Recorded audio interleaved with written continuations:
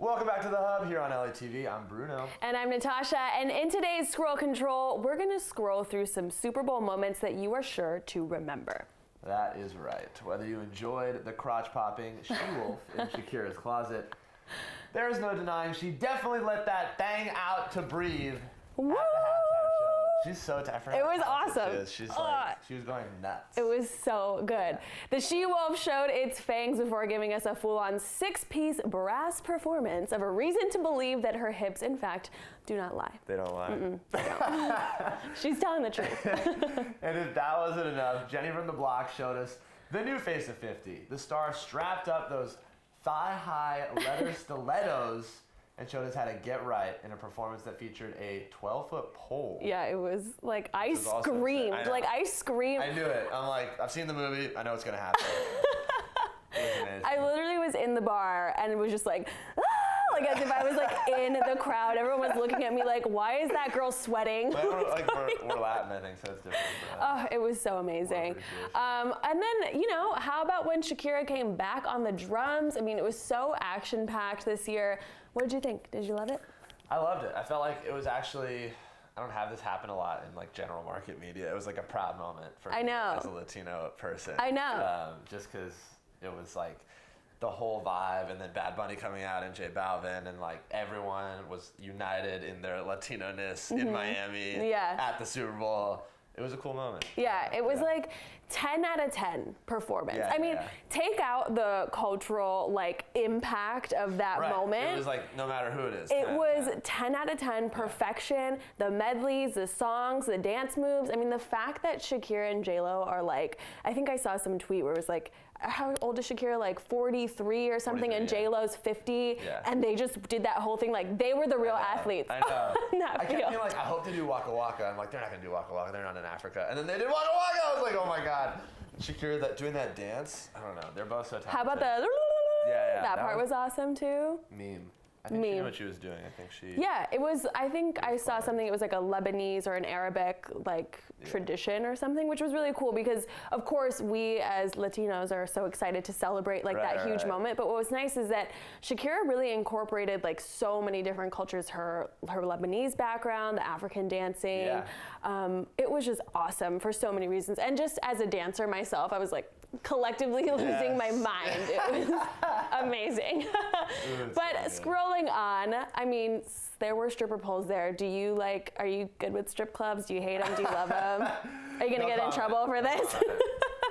Well, fret not, because you can always make it rain at the regular strip club. According to TMZ, this was a job fit for none other than Posty Malone. The singer touched down in Miami a couple days before kickoff on Friday. And at the butt crack of dawn, at 5 a.m. the very next day, he popped into 11 Miami, a 24/7 ultra club, in a very celebratory mood. And by that we mean he was ready to start throwing cash. I mean, he's Post Malone, he's in Miami, he's at 11, why not? Yeah. So he was hand-delivered a few different boxes full of single-dollar bills, which ended up adding up to a hefty $50,000, which we can only assume was delivered directly from heaven. That's a lot of ones. It is a lot of ones. Okay. We're told PM and his crew spent the rest of the night making it rain upon regular club goers. I love regular club goers. For hours. How do you feel about moments like these? This kind of thing happens with celebrities all the time. Offset or whoever, they'll go to the strip club, they'll throw money. Is that would you stay and get involved, or would you be like, I don't know. I mean, I'm not a regular strip club goer. I have been to a few in my day, and that makes sense. I don't know. It's just shut up. But you know what I thought was interesting? I think there was a story after the Grammys. Dua Lipa and Rosalia were at the strip club, and people were just going off on them, just saying you don't believe in feminism, you're not being progressive. And I was like, hold on.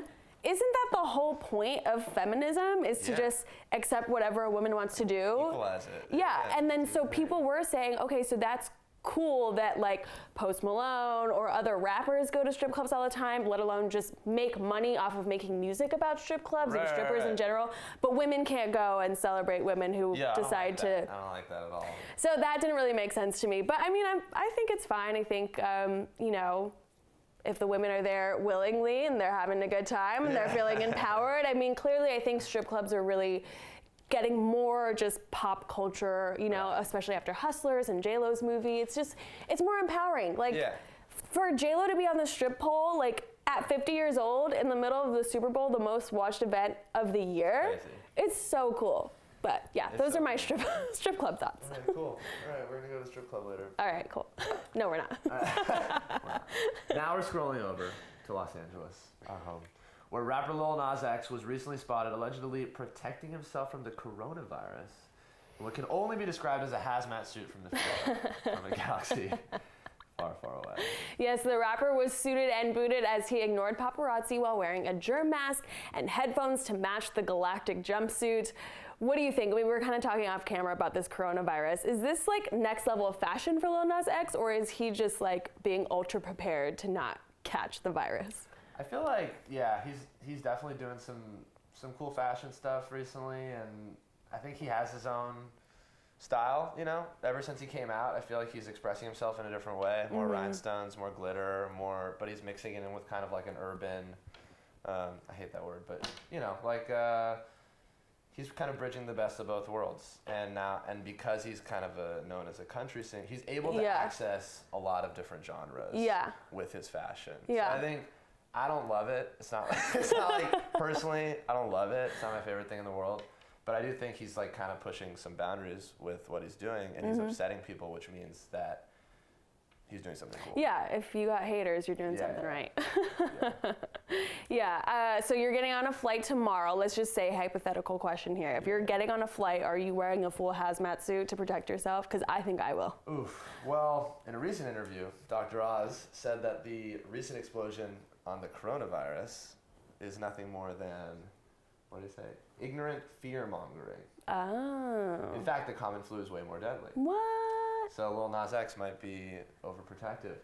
What do you think? You think it's racism? Do you think it's a real threat? You think Racism? Well, because it's racist against these Asian countries. Do you know what I mean? Oh, because I see. We're making this big hysteria over nothing, and meanwhile, there are more people getting killed by the flu, you know, in the U.S. I don't know. I think it's definitely like sensationalism, like news going on. It's true. Like, people are getting really scared, you know, like I'm kind of fighting a little bit of a cold right now. My mom was like, protect yourself, which I'm like, okay, I know. So I probably will just like, I'd rather be safe than sorry. I'll be suited and booted too, like Lil Nas X. I'm not racist, but I'm also wearing the mask. Yes. Doesn't have to do with anything. Give me the mask, I don't care. I'm traveling anywhere and I'm wearing a mask. Anyways, guys, keep it locked. When we get back here, we are chilling with Brandon Laracuente right here on The Hub. Boom.